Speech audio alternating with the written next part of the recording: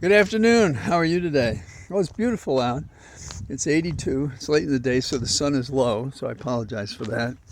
The wind is about 2 miles an hour, and we managed to steal away ourselves to see Balanchine's Jewels, three ballets at the Kennedy Center, one after another. And the Jewels are, in terms of dress, they wear green, red, and white. You can think of it as emeralds, rubies, and diamonds. And the stones themselves only reflect what they wear. The music is fabulous, and the audience was jam-packed. But we wore masks and sat at the edge of our row, and we had to investigate to see if we could get that. I offer all this not because it's our travails to be health conscious because of Holly's immunosuppression, given the medication she takes, but for the lung transplant, but because we're not paying enough attention to what's in our air and what may put us at risk, including COVID still, which is something we look at, and long COVID we look at too. Now, having said that, there's good news. We have 272,000 jobs added, and that's quite important because the wages are outpacing inflation. So middle class is somewhat better off. And I don't mean to oversimplify it because you can't, because we have so many people in so many different states, socioeconomic and otherwise, that we can't make a simple statement. But more jobs, wages, that's a good thing, no question. So we wait and we look and we see what happens a month from now. The practice of following COVID is one of those things we're not paying attention to, and that's a mistake. For example, there has been a series of incidents with a condition, cholangiocarcinoma. It's a rare and lethal cancer of the bile ducts. And some doctors suggest that it may be linked to COVID, but nobody's doing any investigation or studying to see if that's the case. That's a big mistake. The ostrich-like inclination of maybe most or all humans, if it ain't broke, don't fix it, but if it's broke and you don't detect it, and you don't detect it in time, and you don't treat it, that's a whole other thing. And there are a series of different kinds of stories today, but they're not the usual categories. But one of them, of course, is the Supreme Court, as we're waiting to see what kind of decisions they're going to come down with in June.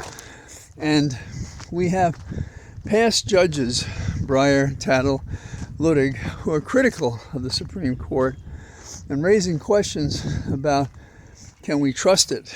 And Judge Tatel has, Tatel, has just released a book, I think it's called Memoirs, and he's sick at heart about how the court is handling difficult cases.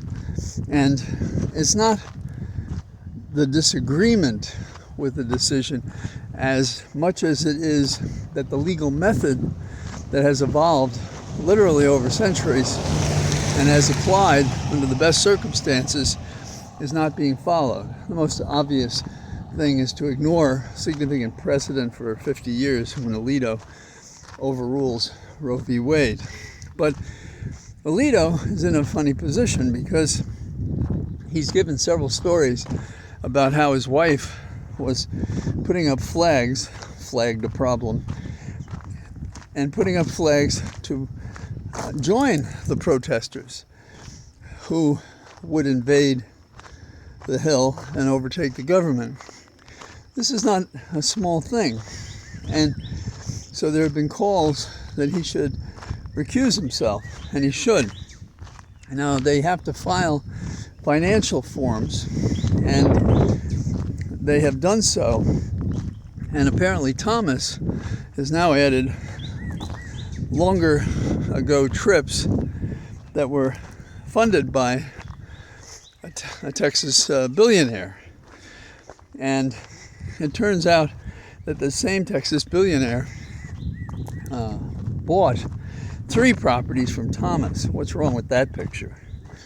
You think of Thomas as a landlord.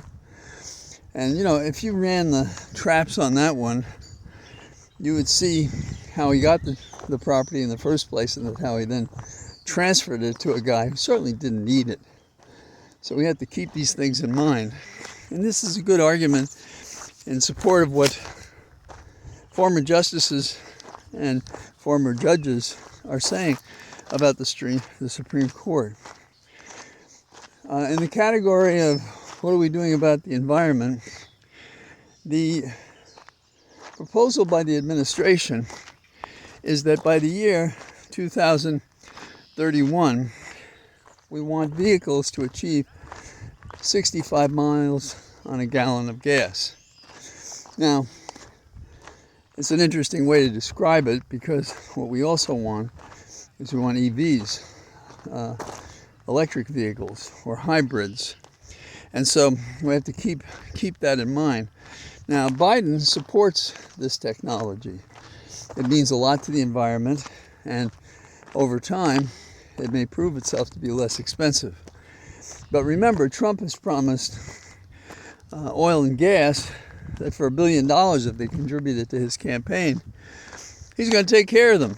I don't know why that's not a bribery investigation, if it's as simply stated as I have just repeated what I've read. At the least, somebody should be knocking on Trump's door and asking for an interview by the FBI. Did you say this? Did you mean it? Are you receiving it? You have correspondence. Where have the deposits been? Through what vehicles? This is typical stuff, but it's like there's a suspension of how we do business right now. There's an idea in New York that I'd like to throw out to you. You New Yorkers, you probably have opinions about this, but it's really aimed at the working men and women who come to the city from, say, New Jersey or someplace else, and whether they should be paying what they're calling congestion pricing. In other words, another person comes to New York, they put a burden on the city, and so shouldn't they pay a premium for that? Well, that's pretty interesting. So you want to discourage people from coming to New York, spending their hard-earned money, investing in the city, being part of the engine of the economy, and you want to discourage that by putting penalties and fines. Now, first off, the people who are coming to New York, true, some may be driving, and they pay tolls to do that. Why isn't that enough? And here's another question. A lot of people who come to New York, they're not driving cars. They're taking public transportation.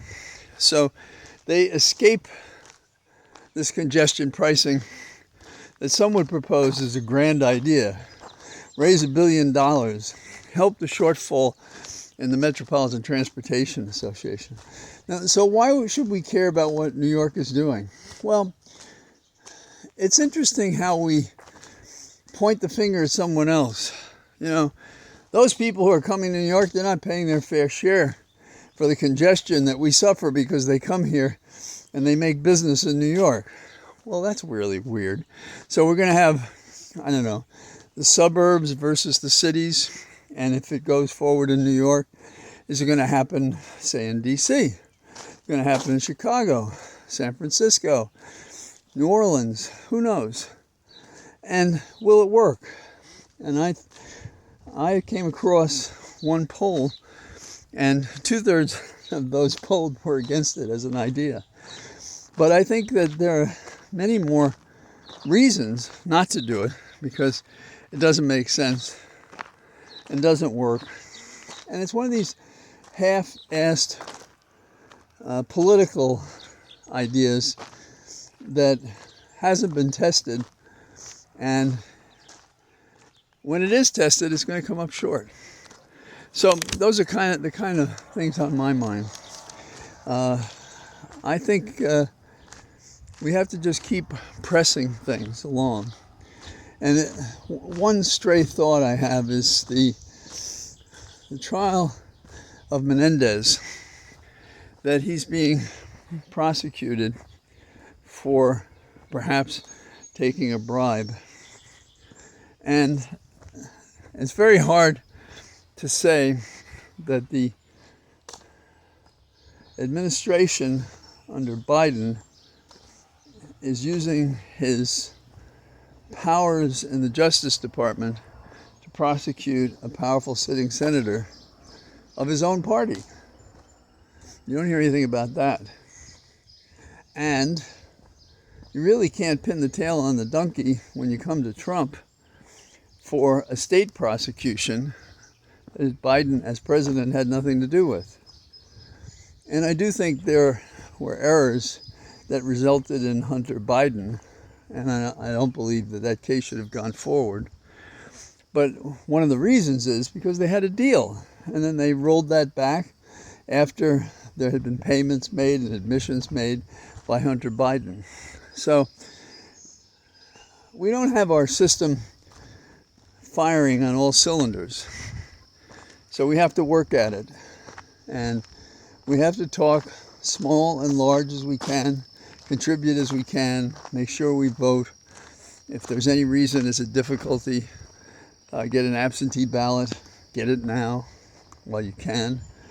And we have to make sure we crush the opposition to our democracy by Trump and by the mongrels who support him in kind in trying to take over our country. And some may say, well, they have a minority, and they do. But an organized minority can defeat a disorganized majority. And that's why we have to roll up our sleeves and do what we can. And I'm not saying you do anything more than that you can do, because everybody has obligations and commitments. And for some, it's hard to believe that our nation is in this crisis.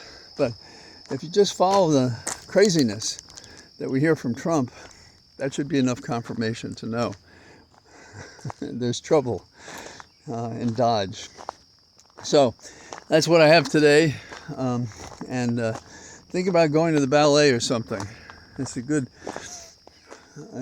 and constructive escape from the madness, and allows you to come back to the battle more suited to conflict.